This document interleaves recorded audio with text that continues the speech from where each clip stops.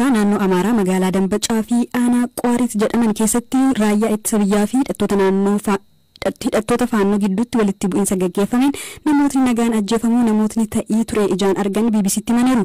Aanaalee naannoo Amaaraa kaan keessatti walitti bu'iinsi hammaatee itti fufuu BBC'n odeeffateera. Jiraataan magaalaa Dambachaa namni ta'ee fi maqaan isaa akka hin dhaamne gaafate tokko walitti bu'iinsa naannicha ture akkasiin ibsa.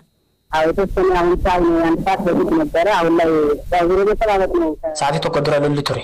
Amma garuu faannoo wajjin waluma eeggataa jiru malee hin jiru. Humni naannoo baadiyyaadhaa dhufaa jiru jira. Daawwan raayyaatti isaa immoo magaalaa walakkaadha kan jiru. Ergaas qubatanii tureera.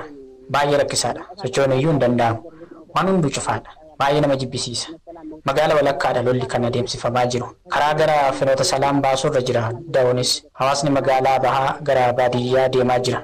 Kaleessa sa'aatii 7 irratti immoo naannoo Bataskaana Mikaa'el magaalaa walakkaa jiru irratti haleellaa dirooniin namoota nagaa irratti raawwatee namoonni 18 lubbuun darbeera. Naannoo sa'aatii 4tti sagaleen dhukaasaa yeroo jabaachaa dhufu manaa baane yeroos shakkaa turre. Boodarra garuu namoonni qe'ee keenya dareenfa nama 6 baatanii dhufaa turan isaan keessaa tokko nama 18 lakkaa'eeraa jedhe. Naannoo sana hidhattoonni faannoo jiru jedhameetu sakatta'amaa turedha kan isaan jedhan.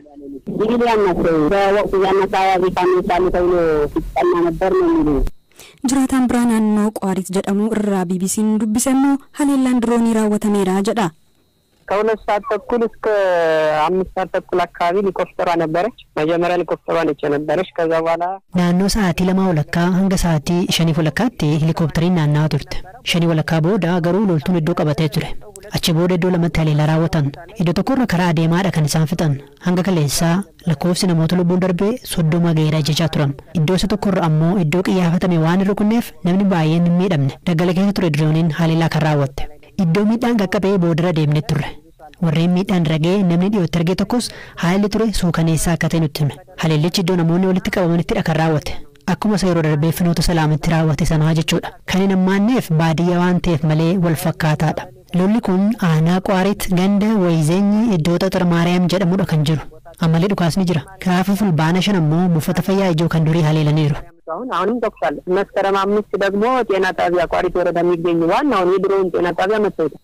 Gama qaamolee nageenya mootummaan hanga ammaa wanti jedhameen jiru haalli naannoo Amaaraa keessa jiru hammaachaa deemee mootummaan naannichaa mootummaa federaalaa akka gidduu galu gaaffii dhiyeessuun booda magaalaawwan humnoota faannoon to'atamanii turan bilisa ta'uu fi walitti bu'iinsi tures haga ta'e tasgabbii waan horate fakkaatullee ammallee sochiin lolaa adeemuu itti fufeera. Ittiin darba yeroo dhihoo as maqaa shanee deeggartuu jedhuun ajjechaa murtee seeraan alaa humnoonni mootummaa namoota nagaa irratti fudhatan dabalaa dhufu maatiin namoonni jalaa ajjeefamanii fi dhaabbileen mirgaaf qaman dubbachaa jiru. Taateen kun jalqaba jaha gayyaatii kaasee godinoota akka Shawaa Lixaa fi Qeellam Wallaggaa keessatti hammaachuu BBC'n jiraattota irraa odeeffateera. Galaanaa Balaayii gabaasa bal'aa qopheesseera. Eenyuma kana Qeellam Wallaggaa magaalaa Dambidollootti suuraan dargaggoota 4 to'annoo jala oolfamanii miidiyaa hawaasaa irratti baay'ee qoodamaa ture. Dargaggoota kanneen keessaa tokko ka ta'e Daangaa Dhiinaa harki isaa duubatti hidhamee dhiigni ijarraan dhangala'aa mul'atee ture. Boodarras dargaggoo Daangaa humnoota nageenyaa mootummaan magaalaa Dambidolloo keessatti ajjeefamuu BBC'n miseensa maatii irraa mirkaneeffateera. Miseensi maatii dargaggoo kanaa nageenyaaf jecha maqaan isaa akka hin dhaamne gaafate yaada BBC'f kenneen gaafa hagayya 31 bara 2023 namoonni 4 aanaan Filloo ganda Suddiirraa qabamanii gara magaalaa Ashii jedhamutti geeffamanii jedha. Daangaan namoota 3 wajjin humnoota nageenyaa mootummaan kan qabame yoo ta'u magaalaa Ashii halkan tokko erga bulchanii booda magaalaa Dambidollootti fudhatanii deeman. Gaafa jimaataa fulbaana 1 Dambidolloo geeffamee torbeedhuma isaatti fulbaana 8 ajjeefamee jedha. Osoo hin ajjeefameen dura Daangaan warra wajjin qabame wajjin waajjira dhaabaa keessatti torban tokko hidhamee dararamaa akka turee fi dhumarratti ajjeefamee gatamuu himu miseensi maatii kun. Dargaggoo Daangaan barataa Yuunivarsiitii Dirree Dhawaa kan ture yoo ta'u shanee waliin hidhata qabda jedhamee raayyaa ittisaan qabamee akka deeme miseensi maatii kun ni hima. Jiraataan Anfilloo Kabiraan maatiin reeffa erga fuudhanii deemanillee doorsisa meeqatu ture. Reeffi isaallee halkan keessaa sa'aatii 2:00 awwaalame jechuun ibsa. Akkasuma godina Shawaa Bahaa aanaa Dugdaatti wasiilli nama Itoophiyaatti dheerinaan beekamu Nagawoo Jimaa Kagalgaloo Abbushuu jedhamu ji'a gayyaa keessa humnoota mootummaatiin jalaa ajjeefamuu obboleessi BBC'tti himeera.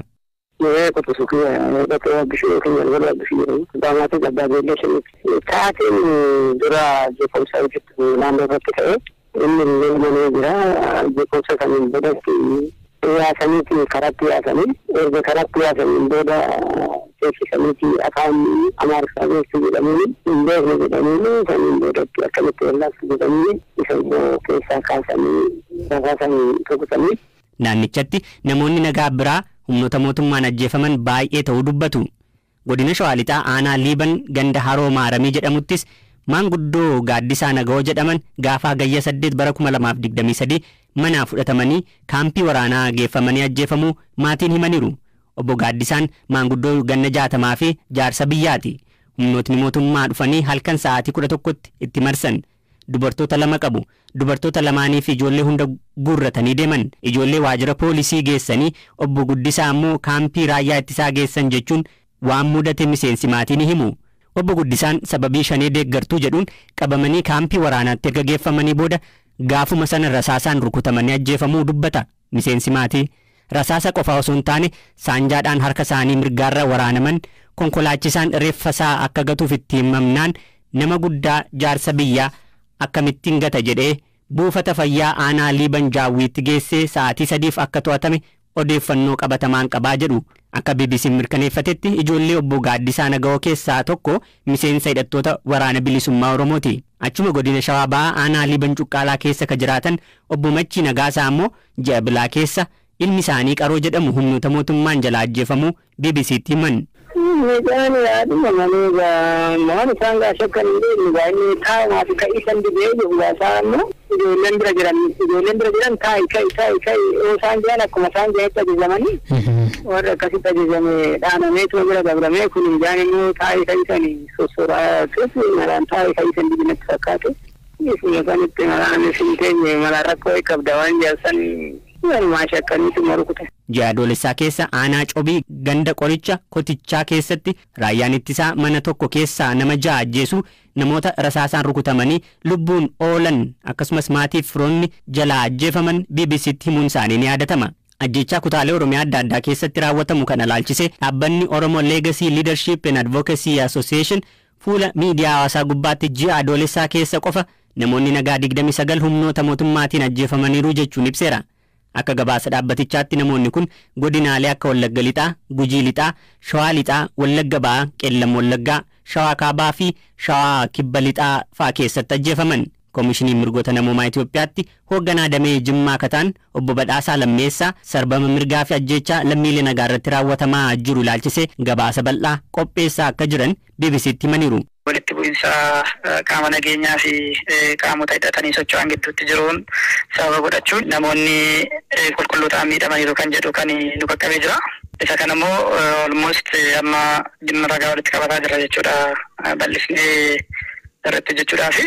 Akkuma beekamu iddoo rakkoon kun jirutti yeroo tokko darbee bilbilaanis argachuu hin dandeenyu iddoo qaamaan hin argamne immoo dhimma kana tokko lama jennee qorachuu hin dandeenyu jechuudha sababa rakkoo nageenya jiruufi. Haa ta'uti garuu hordoffii gaggeessaa jirra amma waan sassaabbanne kanas immoo kolaaboreet goonee qaamota dhimmi ilaallatu irraas deebiitti kennisiisne yeroo dhiyootti kan dhimma kana irratti waa jennu ta'a jechuudha. Dhimmuma murtee seeraan alaa jechuun gaadamni tokko adeemsa seeraa keessatti hin darbiin ajjechaa irratti raawwatamu jechuudha. Dhimma nammasii kaaseera dhimmoota nu qaqqaban keessaa tokko isa. Himannaa kana ilaalchisee hanga ammaatti humnootni nageenyaa mootummaas ta'e qaamni mootummaa kamuu ibsa hin kennine.